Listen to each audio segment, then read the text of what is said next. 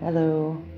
So I apologize in advance for my voice and just the like raspy chestiness I've got going on here. I'm fighting a really nasty chest infection, and I'm really just not well, and I'm sure y'all can tell that by my energy.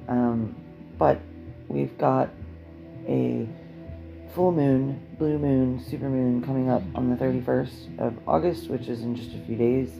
And I wanted to go ahead and make this video before I forgot or ran out of time. Ever happened to you? Happens to me.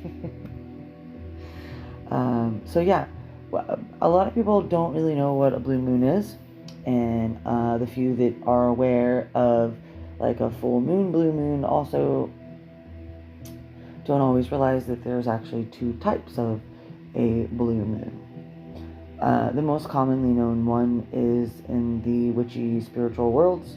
If you do any type of like astrology, or you work with the phases of the moon or anything like that, you've probably heard of a blue moon, which is when you have two full moons in a 28-day period. So there's two full moons in 1 month, and the second full moon is known as a blue moon, and that's what's coming up on the 31st of August. The other type of a blue moon is something that I actually only just learned about a few years ago. I found it in one of my farmer's almanacs. Sorry, I dissociate a lot. I apologize for that too. I read about it in one of my farmer's almanacs and realized it's in like every single one of my farmer's almanacs. I just somehow always kind of skipped over or didn't retain that information. I'm not sure which, maybe both. But yeah, it's something that farmers and agriculturists and things like that would use. And it's, in a 12-month year, you have 13 full moons, okay, and 12 months.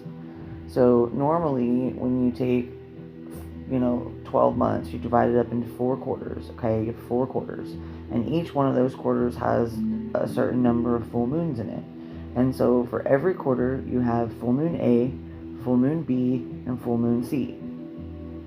But there's one quarter out of every year, and it varies from year to year, that actually has 4 full moons in it because it's the 13th moon. So that quarter has full moon A, full moon B, full moon C, and full moon D.